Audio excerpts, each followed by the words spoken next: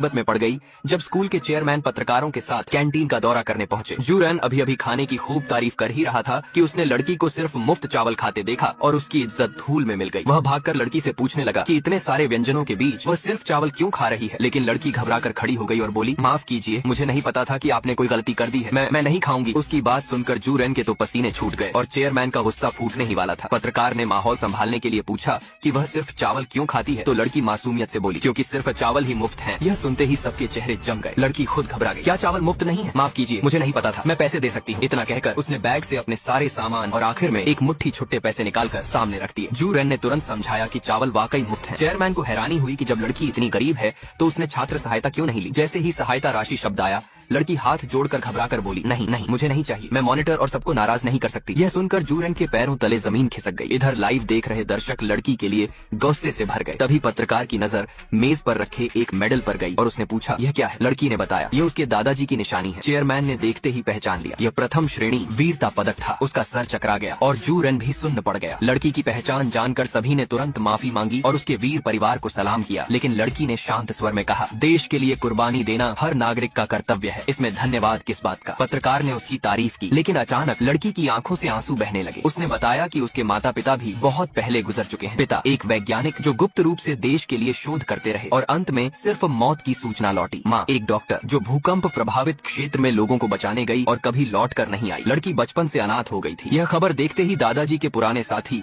और उसकी मां द्वारा बचाए गए लोग भी फूट फूट कर रो पड़े और लड़की के लिए मदद देने निकल पड़े। उधर स्कूल में अक्सर उसे तंग करने वाली एक अमीर लड़की आधमकी और सबके सामने उसका मजाक उड़ाने लगी कि वह मुफ्त खाना खाकर जी रही है। दिखावा करने के लिए उसने दर्जनों मम्मन लाकर लड़की को जबरदस्ती खिलाने की कोशिश की। लड़की मना करती रही, लेकिन अमीर लड़की ने धमकाकर उसे मजबूर कर दिया। लड़की रोते हुए खाने लगी तो देखने वालों का दिल टूट गया।